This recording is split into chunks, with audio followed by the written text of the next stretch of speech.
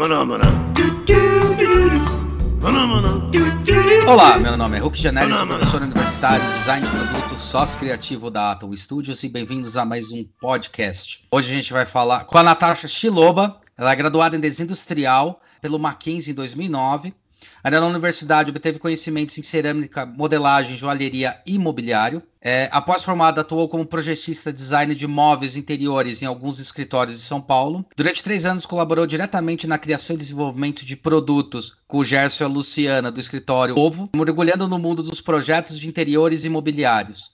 Na Ovo obteve contato com grandes projetos como alas institucionais da Pinacoteca, a projetos especiais de grande porte para clientes residenciais e corporativos. Finalizou em 2012 sua pós-graduação em design de mobiliário pelo Senac, assim definindo o foco de seu escritório, a NS Studio, aberto em 2013, o design para a casa. No segundo semestre de 2013, participou da equipe do arquiteto Guilherme Torres no desenvolvimento de novas peças e na reformulação de linhas anteriores. Desde 2014, atua como diretora-geral do Núcleo Mais Mobiliário, iniciando assim sua trajetória no universo acadêmico. No ano de 2015, assumiu a direção criativa de projetos culturais da agência Inner Enterprises, adquirindo um olhar para projetos de grande porte com marcas como Sony e Diageo. Atualmente conta com seu estúdio, a NS Studio, aberta há 7 anos, desde junho de 2013, onde realiza projetos de mobiliário, interiores e projetos com curadoria e direção criativa na área de design.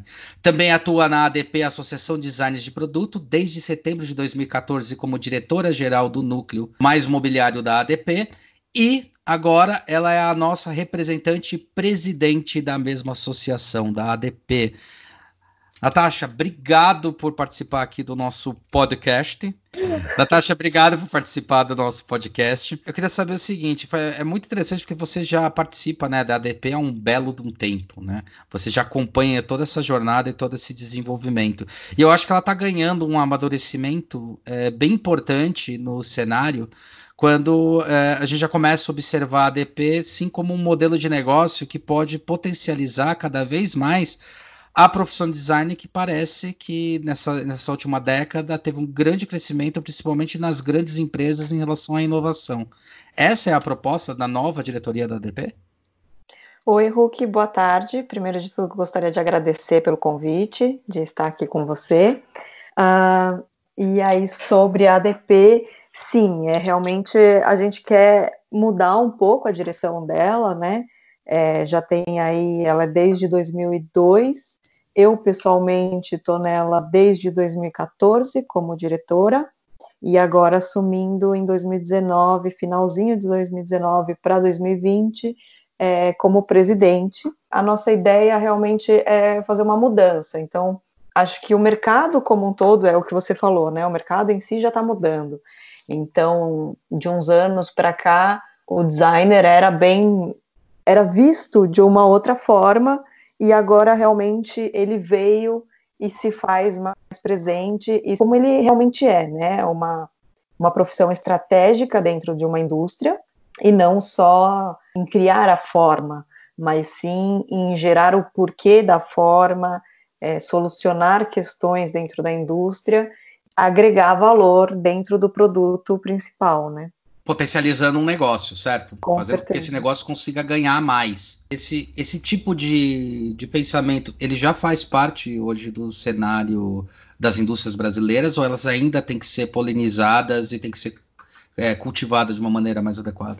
A gente está num momento de transição, né? Num momento de transição que eu sinto que, na verdade, já vem aí de 3, 4 anos, mas a mentalidade para se trocar, de fato, é quase uma geração, né? São questões, assim, geracionais. Então, por exemplo, as indústrias que têm, até não vou nem falar por idade, mas porque a gente até está tendo contato com pessoas com uma idade maior, mas com uma mentalidade até melhor do que muitos jovens.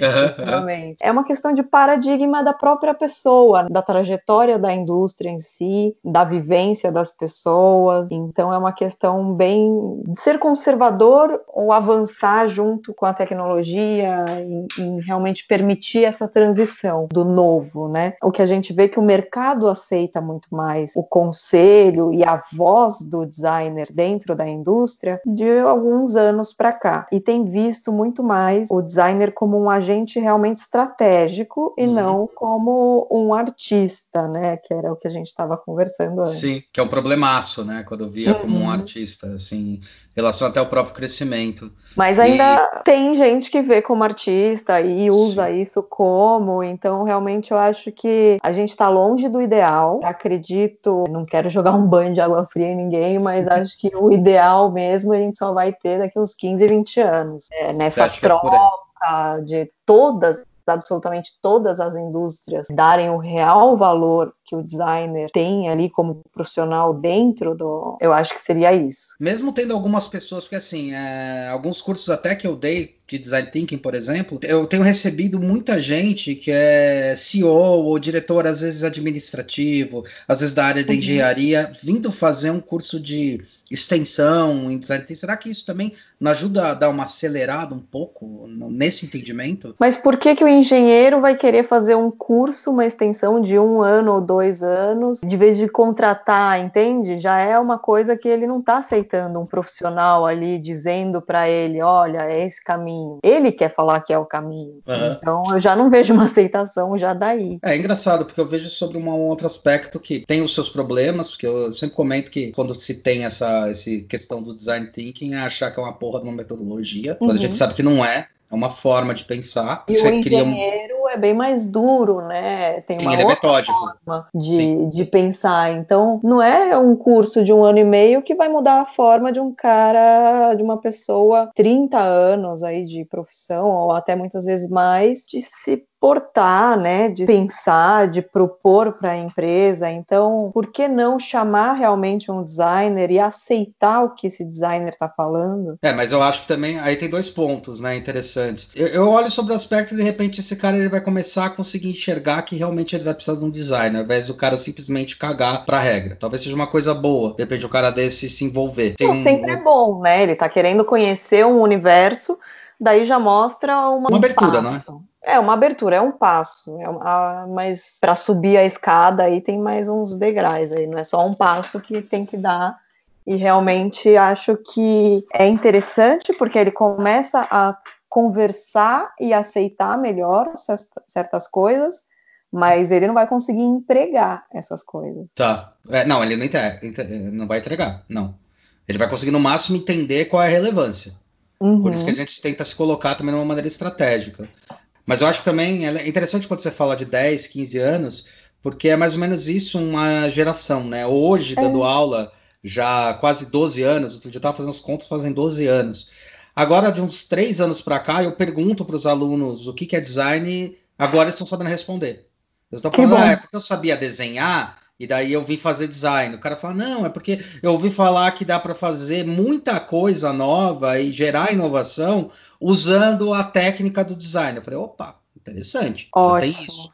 Né? Então, realmente, na hora que você fala sobre isso daí, eu também vejo esse crescimento. É óbvio que eu vejo um crescimento grande da época em que eu lembro quando a ADP surgiu para hoje, tá? Que eu acho que ela surgiu lá como, na verdade, um grande clubinho que juntava uma galera que estava afim de falar que design de produto era algo que realmente podia fomentar alguma coisa interessante. Sim. E hoje em dia já vejo que tem está ganhando uma outra postura de realmente se tornar um negócio, olhando o design como estratégico mesmo, para tentar fomentar isso também para as empresas, que elas precisam começar a enxergar isso de uma maneira mais factível, né? Sim, e até a indústria brasileira é muito conservadora, né? Como um todo, o governo, os políticos, realmente são os empresários, um bloco muito conservador. E aí o que a gente pensa, que a crise, né, o que a gente está vivendo é uma crise global por uma pandemia, etc., está fazendo acelerar né, catalisar certas coisas, certos fatores.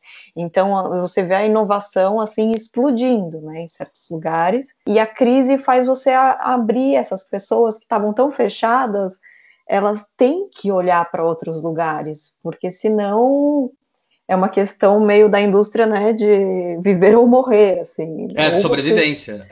Ou você se fecha e mingua, ou você tenta um plano C, D, que nunca foi a sua ideia. Então, eles estão começando a olhar outras formas, né, outras metodologias, e que já estavam aí há muitos anos, e que eles tinham como só um ponto específico. E agora, realmente, eles começam a enxergar a gente como estratégia e como voz, né? Voz de fato ali dentro de um conselho, etc. Então a gente começa já a fazer propostas e elas são mais aceitas. E até você não tem muito que ir atrás da indústria ultimamente, a indústria está vindo atrás de você pela questão da sobrevivência. Eu até dei uma entrevista na Folha em fevereiro. E depois, quando estourou realmente a pandemia, eu fiz um artigo e soltei no LinkedIn também, reforçando e reargumentando certos pontos dessa entrevista, que basicamente era que de uns 3, 4 anos para cá, o design brasileiro está muito mais aceito, consumido. Ele já era aceito, mas assim, realmente consumir o design brasileiro no globo como um todo, Europa, Estados Unidos, etc., já era uma outra questão. A gente via muito exposição, a gente via coisas pontuais, e aquela coisa, uma ação mais de marketing. Mas uma ação comercial, de fato, a gente tem visto mais agora. Tanto o nosso produto sendo exportado, o que eu falo de 3, 4 anos para cá... Sem ser commodity, né? O produto o nosso produto sendo exportado como um produto de valor agregado, com uma cultura, com qualidade, etc., pela nossa moeda tá bem diferente do euro e do dólar. Então, para eles, é uma questão muito vantajosa.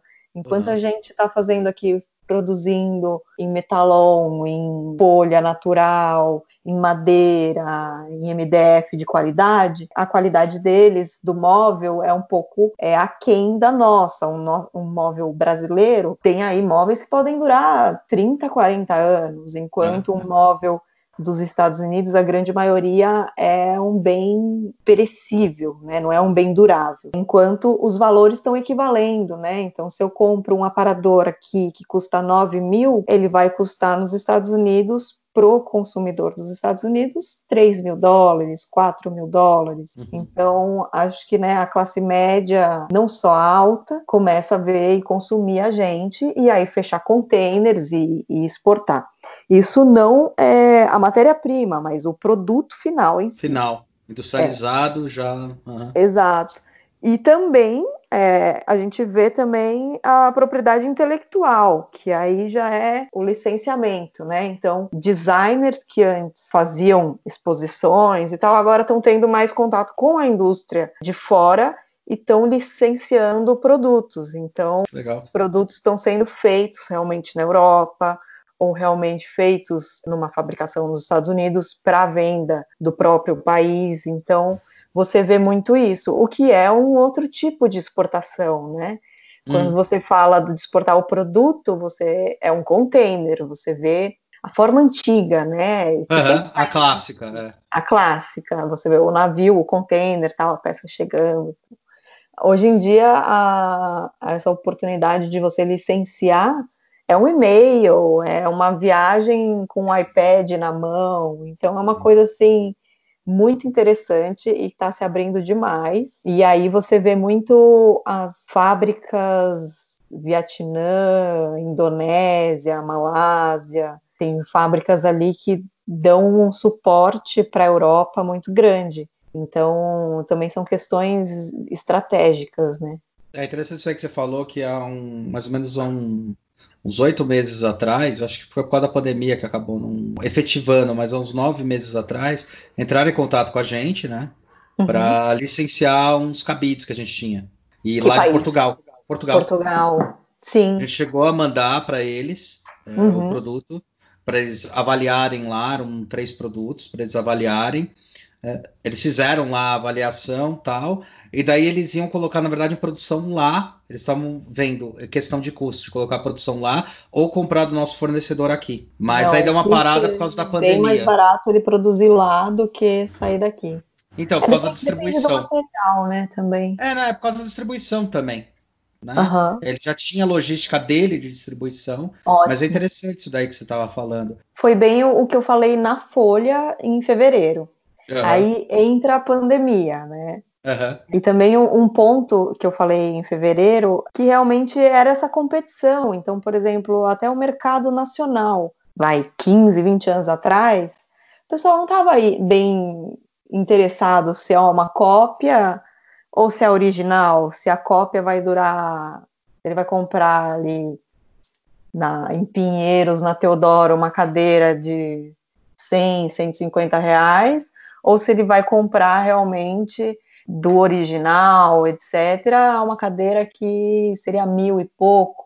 Mas, por uhum, exemplo, a cadeira da China, né, o que a gente diz, o copiado, seria aí um prazo de validade de 1, 2 anos, ou aham. quiçá até menos, né, meses, já solta um parafuso, já fica bamba tal, enquanto a original às vezes fica para o filho, para o neto. Eu tenho na minha casa, na casa da minha mãe, realmente uma cadeira de balanço da Tonê, Então, né? que com certeza, assim, ela ganhou do meu bisavô e é maravilhosa a cadeira e aquilo ali vai ficar para os meus netos também. Então, ela já se pagou há muitos anos atrás. E se a gente for comprar uma peça dessa hoje, copiada, no balanço ali em 2 anos, você já está ouvindo uns barulhos, já está Já não tá soltando, mais balançando, né? já está caindo, né? Já Não tá está caindo. balançando. É. Então é outra questão.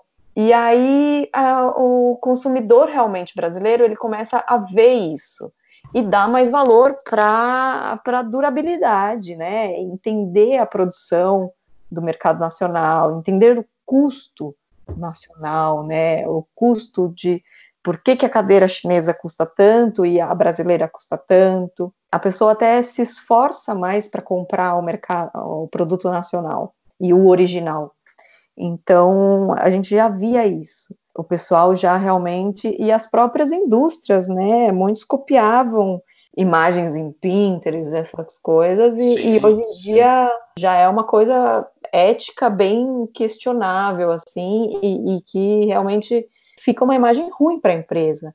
Eles já estão realmente entendendo que eles têm que chamar um designer e pagar o royalty direitinho, conversar direito, né, propor coisas, entender, ouvir o designer. E aí, quando a gente entra na pandemia, o que você começa a entender? Alguns produtos que estavam vindo de fora pela pandemia, alguns lojistas ficaram desfalcados, né? É, Então, é. alguns produtos por mais atrasos na produção, e aí a gente não está falando de atraso de 2 meses, é quase 8, 9 meses que o Aham. produto já vai atrasar. E também, por exemplo, a indústria chinesa, ela está atrasando para o cliente brasileiro, para o cliente americano e o europeu. Você acha que ele vai cumprir o prazo dele primeiro com quem? Ah, só ver o que aconteceu com as máscaras. A máscara não, com os respiradores, né? A gente vai ser o último da lista. Então, assim, os Teve. lojistas tá tendo um desfalque muito grande.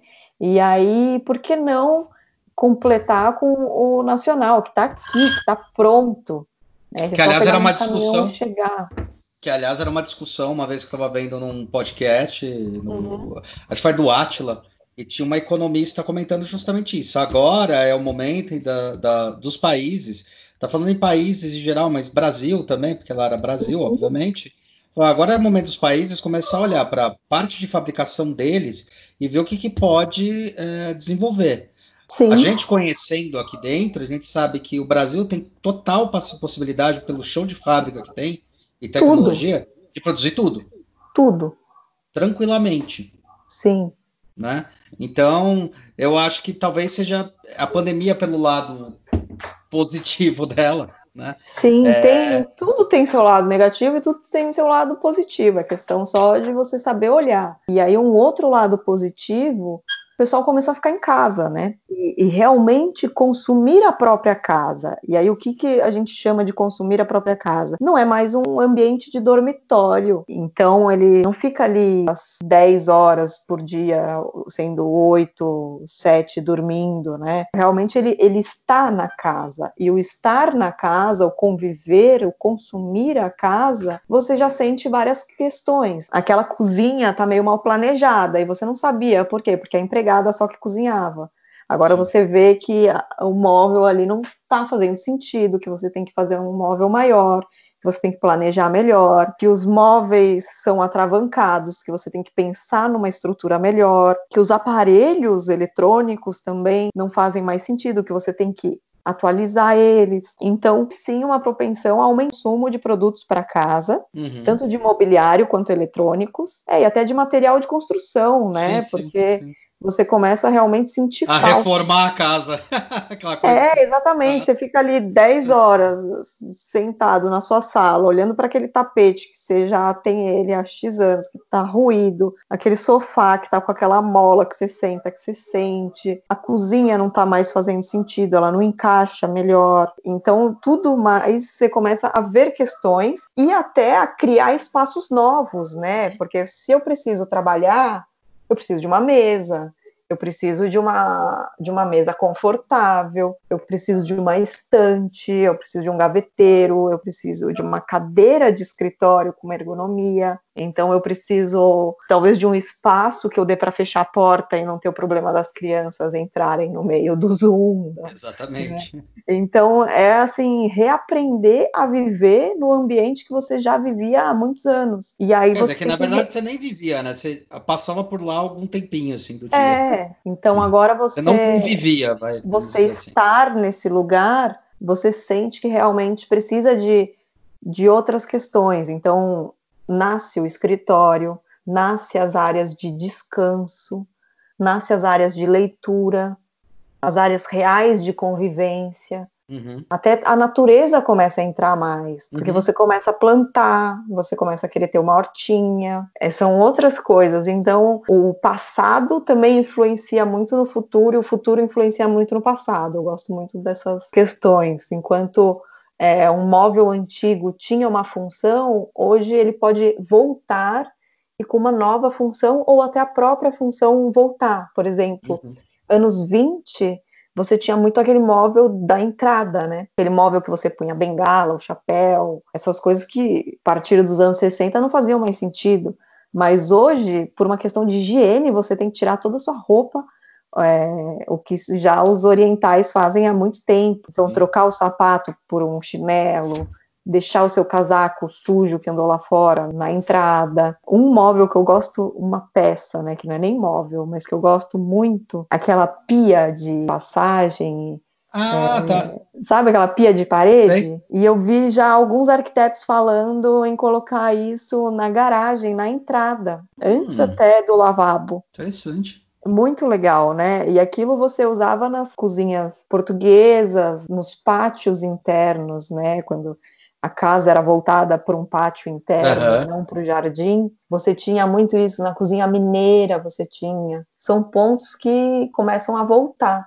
Eu acho muito interessante essas coisas. Fora outras transformações que estão tendo, que é a necessidade da mobilidade, os novos fluxos na cidade, né? Como isso vai se comportar daqui para frente. Também os materiais naturais, não só pela estética, que é uma estética mais de conforto, etc., mas pela sensação física, né? Pela experiência. Se você tá ali num sofá, você vai querer um sofá de algodão e não um poliéster.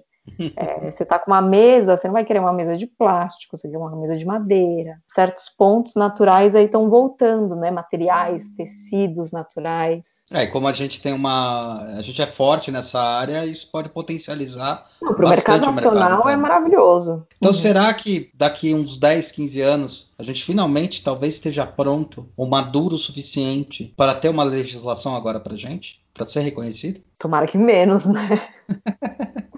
A gente já está batalhando aí, você que já foi da DP também já sabe que a gente está batalhando já há muito tempo. Chutou na trave ali, quase entrou e Nossa, segundo o Edi, quando eu entrevistei ele, falou, meu, desde lá, 68, acho. Então, tentando legalizar a história. Você acha importante ter essa legalização, né? Ou você acha que a gente pode perder alguma coisa com ela? Eu me questiono, às vezes, se quando legalizar, a nossa habilidade de design, de ser multifacetado, vai ficar um pouco mais possa duro, se perder. Tudo tem seu lado positivo e tudo tem seu lado negativo, né? A partir do momento que você vai ampliar certas coisas, você pode fechar outras. Será que não tem um jeito de não fechar? Temos que trabalhar para. Uma coisa que eu vou te perguntar, que obviamente é piegas, mas eu acho muito importante, principalmente na época que a gente está vivendo e com todos os questionamentos sociais, uma mulher está assumindo o posto da DP. Como é que você vê isso? E uma coisa que eu acho interessante não é nem só... Eu sou a primeira mulher, né, a assumir a presidência da DP, humano, né, o ser humano, mais jovem também. Você é a mais jovem que assumiu a DP? Sim. Olha, não sabia, essa eu não sabia. Eu tenho 2 títulos, não só a mulher, mas também a mais jovem a assumir. Eu fico muito honrada 2 vezes.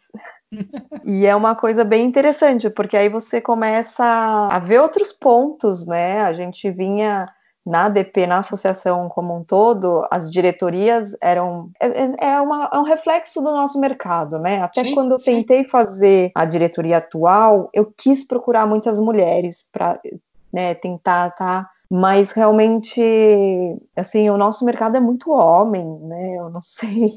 É uma coisa... Quando você vai para arquitetura, interior, você vê muita mulher, mas o designer de produto é muito masculino. Eu acho que foi por causa do nascimento lá atrás, que foi falado muito que design de produto era para a indústria. Eu acho que esse foi o erro estratégico lá atrás, quando surgiu os primeiros, na década de 70. Mas por que a indústria não é para mulher também? Então, porque é coisa, assim, quando ela mundo conservador. Não, é que tem a questão do machismo, do mundo conservador, isso é um fato.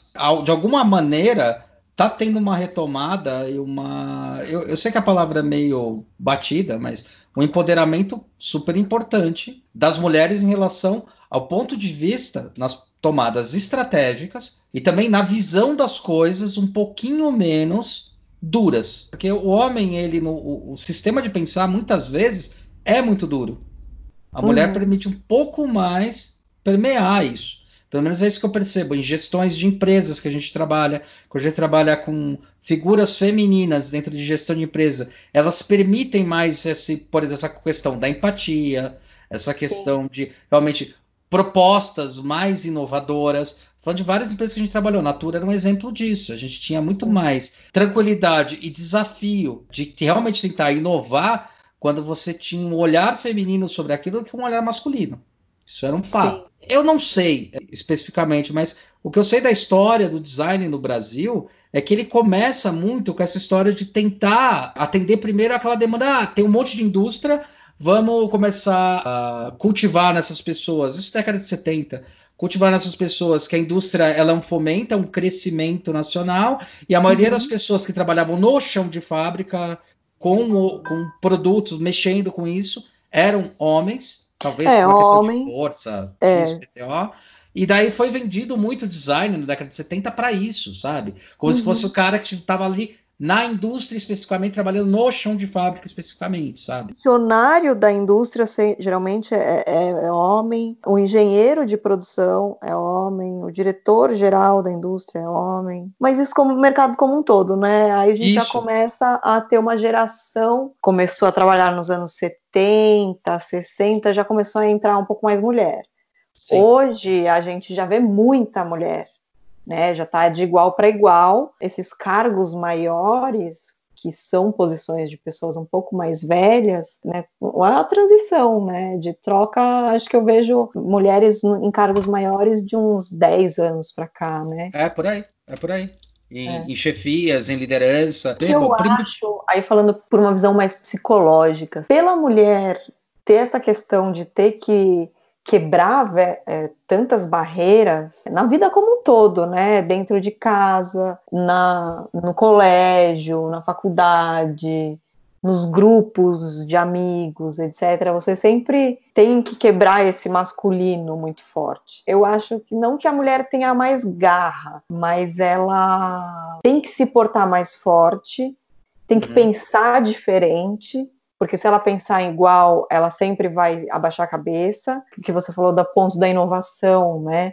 Ela tem que inovar, porque senão ela cai no comum, e o comum a gente já viu que não faz mais sentido. Eu acho que assim, as mulheres são muito fortes porque elas têm que ser fortes e elas têm que ser inovadoras. É uma questão bem pesado assim.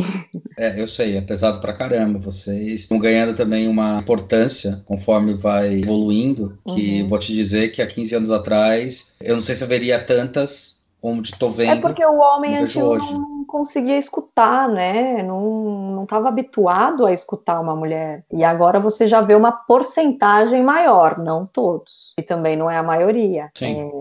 Mas você vê já um aumento. Eu, com certeza, na geração dos nossos filhos, etc., netos, vai ser de igual para igual. Esperamos nós, né?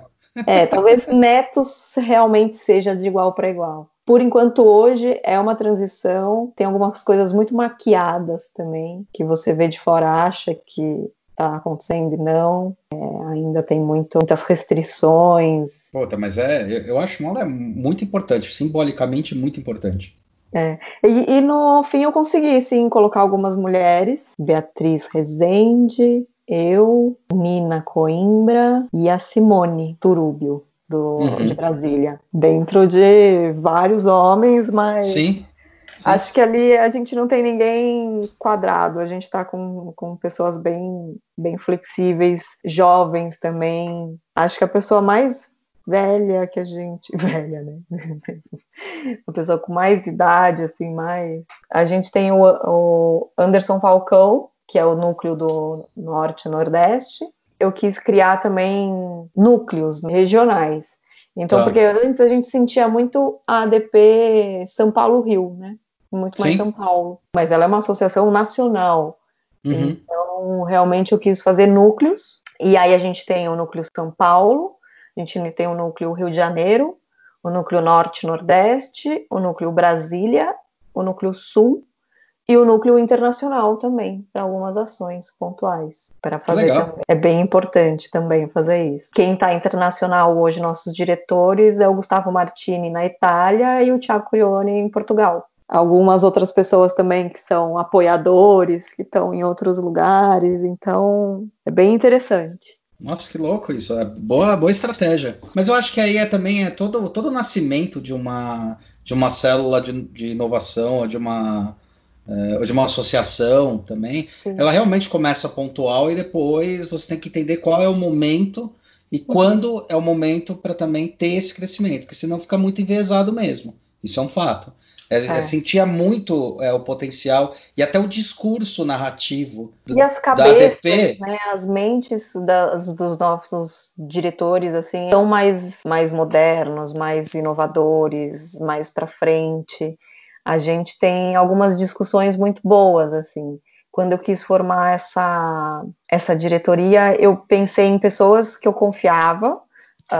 Pessoas não pensam igual a mim, mas que eu confio. Pessoas opostas também, em forma de pensamento, em política, em forma de ver o design, para a gente até ter uma... pluralidade. Bom, É uma inferno essa palavra.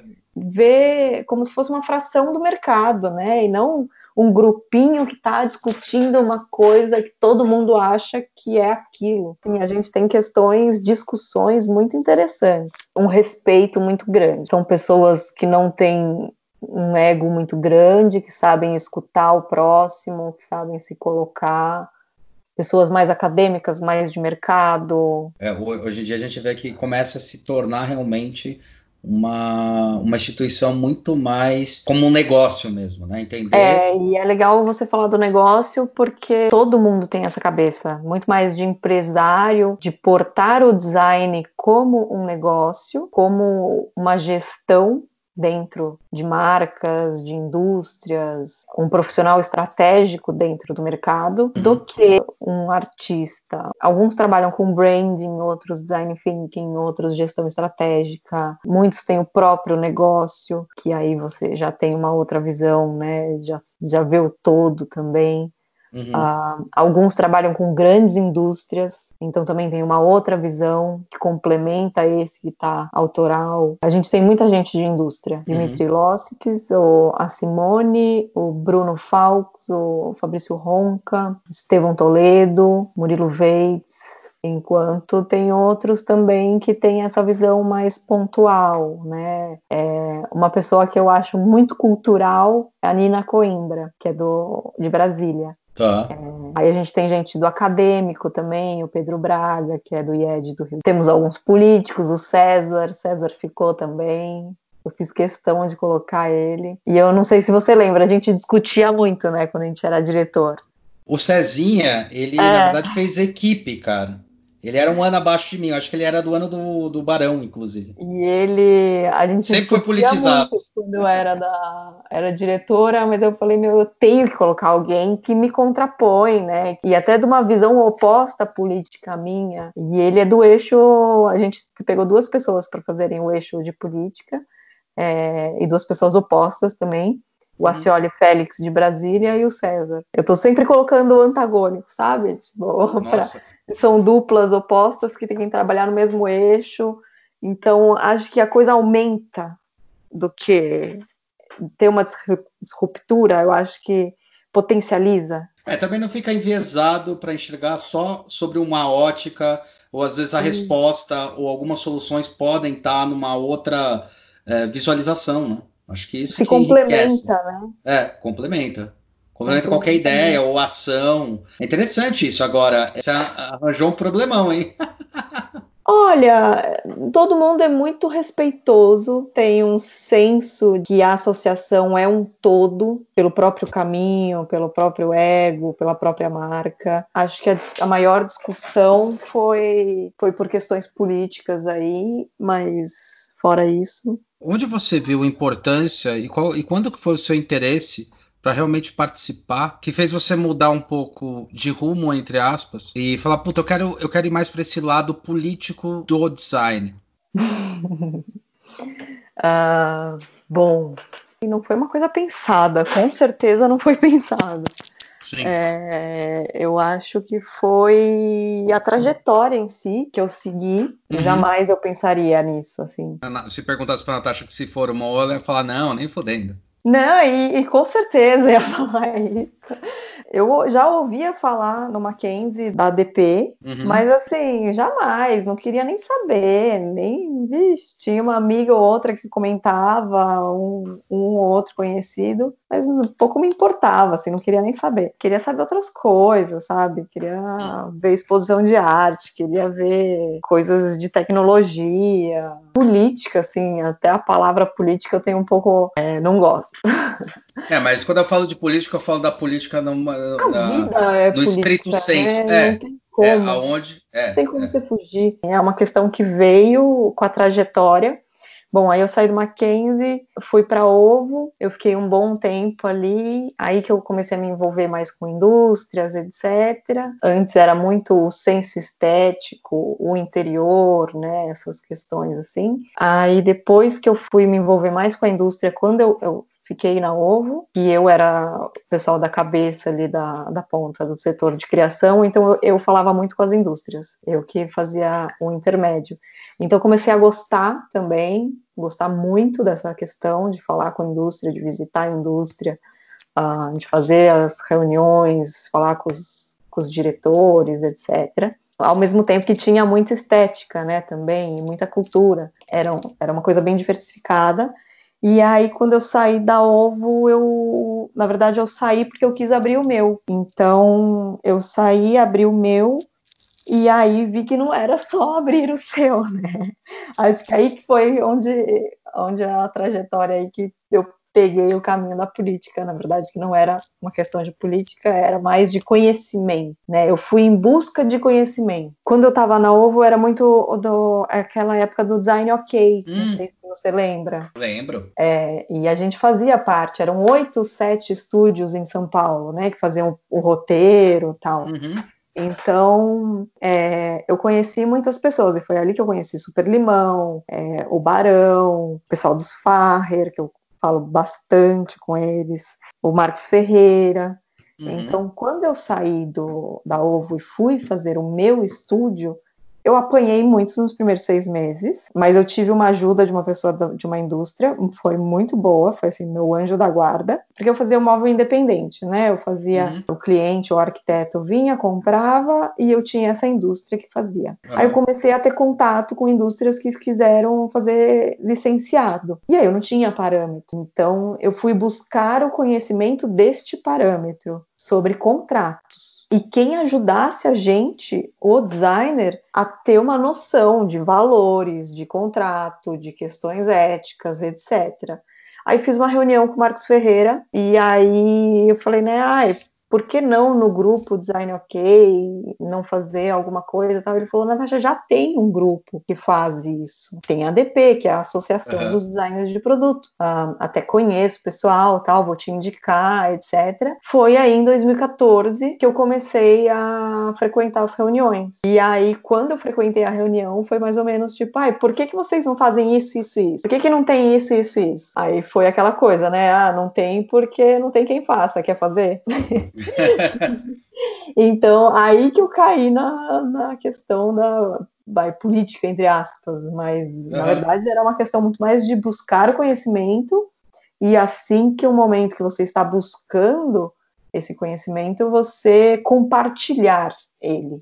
Então, eu acho que você obtém muito conhecimento compartilhando, né? Essa troca é muito rica. Quando a gente começa a fazer o núcleo de mobiliário, a gente tinha uma troca maravilhosa, a gente juntava ali 30 designers a cada 15 dias no IED, e dali saíam coisas muito interessantes, conversas muito ricas. Então, ali era uma coisa que realmente eu tinha um tesão em fazer aquilo, sabe? Era uma coisa que realmente me dava uma energia, e você saía com um gás dali que era muito bom. Então, aí eu fiquei fazendo aí ações do núcleo de mobiliário para a ADP durante 5, 6 anos, e aí eu fui conhecendo muita gente, de indústria, de comunicação, do acadêmico, do comercial, branding, de tudo. Então, eu acho que onde eu expandi mais foi dentro da ADP, fazendo as ações. Porque eu tinha que ir atrás dos profissionais, eu tinha que falar com as pessoas. Então, não tinha aquela coisa de ficar retraído, sabe? No seu próprio mundinho. Você tinha que pôr a cara à tapa, falar com as pessoas e chamar e convidar e fazer a ação acontecer, prospectar, idealizar e tal. Então, eu acho que foi ali que realmente eu me encontrei, e me encontrei como direção criativa também. Tudo que você fazia mais ou menos na ADP, você idealizava, produzia, botava para rodar. Faz os 360, e aí basicamente total. é direção criativa. Aí que eu comecei a trabalhar com outras marcas, falei, eu faço isso muito bem, né? E faço isso de bom grado, de coração, tal. Por que não capitalizar esse conhecimento, essa habilidade que eu tenho, vai? Sim. E aí que eu comecei a fazer mais direção criativa para marcas também. Então, acho que a ADP foi muito rica, assim, na minha trajetória. Quando a gente fala de eu assumir a não era uma coisa que eu queria também, não era uma coisa pensada. Eu acho que nada aqui foi pensado, assim. O pessoal já vinha, como eu fazia, e realmente o que eu fazia acontecia, e prospectava muito bem, e acontecia realmente, essa coisa do mão na massa e fazer acontecer e tal. O pessoal da própria diretoria falava, os mais antigos, né, falavam, eu vejo você como a nova presidente, eu vejo você fazendo a ADP ir para frente, eu vejo você tomando novos rumos, tal. Eu falava, não, pelo amor de Deus, não quero isso. Me deixa em paz. Me deixa aqui fazendo minhas coisinhas, tal. Tô bem feliz. E jamais ia pensar nisso. E até quando o Dani assumiu, o Cadu, o Schelliga, ele me deu umas cutucadas, né? Naquela época eu dei uma negada, que o André Cruz tentou semear aqui. Nossa, ele colocou uma semente de tipo, você vai ser a presidente e tal. E o Andrezinho, ele tem um olhar estratégico fodido, cara. Isso ele me falou em 2015, ele falou, você vai ser presidente. Ele é foda. Falei, não, me deixa, me deixa. E aí, quando o Dani começa a sair, quando deu, né, a data do Dani, eu comecei, e aí, né, o que a gente vai fazer? Porque aí eu tive um ano que eu fiquei um pouco distanciada por questões pessoais, e aí quando eu voltei, eu já queria voltar com tudo, assim. E foi um ano que a ADP, uns 2 anos, que a ADP deu uma retraída. Uhum. Foram os 2 últimos finais aí do Dani, que foi 2017 e 2018. E eu falei, não, Dani, vamos fazer acontecer, vamos, tal. Ele falou, não, então assume. Aí eu falei, pô, se eu assumir, eu preciso de gente boa do meu lado, eu preciso de gente forte, gente que faz também acontecer. E Uhum. aí que eu formei essa diretoria incrível, e eu falei, meu, a gente tem que sair do eixo São Paulo-Rio. Eu acho isso fantástico. A gente é nacional, a gente tem que ser nacional, a gente tem que trabalhar em todos os pontos, com gente forte nesses pontos, criar núcleos, porque uma pessoa sozinha também em um lugar não faz nada, precisa ter 2, 3 para se apoiar, para fazer, para ter essa convergência de networking, de ações, de ideias. A gente está aí no primeiro ano, a gente está nos primeiros meses, a gente fez 6, 7 meses agora, no meio de uma pandemia No meio da mundial, pandemia. né, de uma recessão econômica, etc., que vai ficar aí nos próximos 1 ano e meio, 2, sei lá. Mas, olha, a gente já fez muita coisa. A gente fez contatos, assim, que eu jamais falaria que a gente iria fazer, e acho que a gente só fez por causa desse momento. A gente está tendo uma aproximação muito forte de associações de indústrias, buscando a ADP para fortalecer, para falar de igual para igual, para fazer ações, não chegar com uma ação e propor, olha, vocês querem apoiar ou ser colaborador. Não, o que a gente vai fazer? O que vocês querem fazer? Eu acho que, assim, tá sendo muito bom e vai ser muito rico. Como a gente comentou lá no começo, né? Eu acompanhei a ADP desde 2002, 2003. E é engraçado, No comecinho, né? no comecinho. É engraçado, eu sempre tive vontade e falei, puta, cara, o que eu posso fazer? E é engraçado porque eu nunca me vi conseguindo fazer especificamente alguma coisa, porque você tem que estar muito dedicado, né? Sim. Você tem que se dedicar a isso, porque realmente você está assumindo uma empresa, assumindo um negócio que tem um planejamento, ele tem que ter continuidade. Então, foi legal, porque o que eu vejo daquela época para hoje, ele foi tomando um corpo que foi super importante. Eu até acompanhei há um tempo E atrás. até um fluxo, né? Por mais que eu pense Sim. diferente do que o Cadu Schellinger e que o Daniel Nishiwaki, eu sou uma continuação deles. Isso, Então, não é que a ADP está tendo uma ruptura. Não, ela está tendo uma evolução de uma coisa que já estava vindo. Sim. Então, por mais que eu esteja implementando ações que nunca tiveram e deixando um pouco o acadêmico de lado para assumir mais as questões comerciais e pontuais com indústria, com marcas, e tendo uma visão muito mais comercial do que acadêmica, é uma revolução, sim, das outras diretorias. Sim, é que você vai tendo pequenos amadurecimentos, tipo, cara, quando começou a gente não tinha nada em relação a falar sobre design de produto. A gente tinha no máximo a ADG, não tinha nada, a gente começou com essa história de tentar fazer alguma coisa que começasse a criar um discurso, pelo menos um pouco mais plausível, aí teve uma maturação disso, depois começou a ter essa maturação de realmente se divulgar para as universidades, essa questão acadêmica, aí crescendo. Sim, eu só posso ganhou fazer. Uma maturação. Hoje eu só posso fazer esse movimento porque vocês construíram algo, né? Isso. Não, é porque é isso aí que você falou. É história, vai crescendo.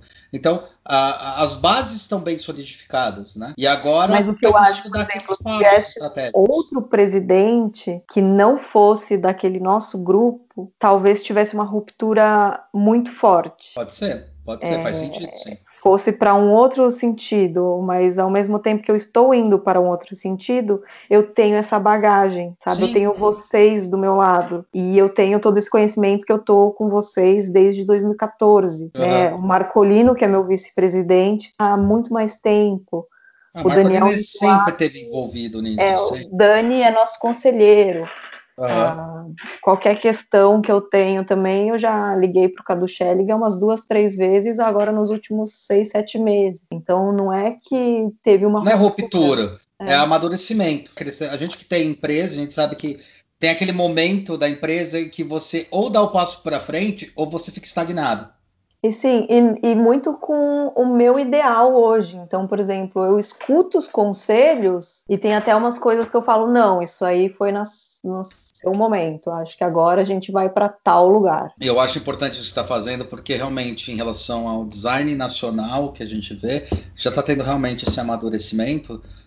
Se tem um lado negativo de você ter essa questão às vezes o engenheiro ir lá e ver e achar que entendeu de design, tem um pouco pelo outro lado o amadurecimento que a gente via raramente em algumas empresas, tipo Natura era uma delas que a gente trabalhava lá em 2008, 2007, que tinha até um núcleo de design interno e entendia a importância de se contratar uma empresa de design para resolver aquilo que tinha que ser inovação. Então, acho que também entra num momento muito importante, que é um crescimento junto ao crescimento, ele é um espelhamento do crescimento da própria profissão no país, da importância da profissão no país.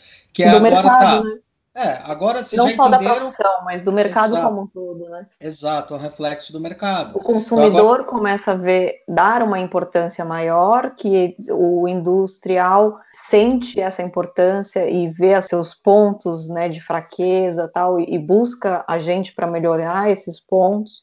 Então você leva a sua profissão, eu acho, até o próprio governo, né, quando a gente está falando aí de APEC, Sebrae, então não são questões mais para preencher uma lacuna ou para abrir um mercado, mas sim para difundir, para reforçar, para realmente fazer este mercado acontecer. A Apex, assim, está sendo muito forte pro design também. Legal, Natasha, eu queria agradecer muito a sua participação. A gente podia ficar o dia inteiro conversando, né? Fica. Mas se preocupa não que eu te encho o saco outras vezes. Ótimo. Mas queria te dar o parabéns aí.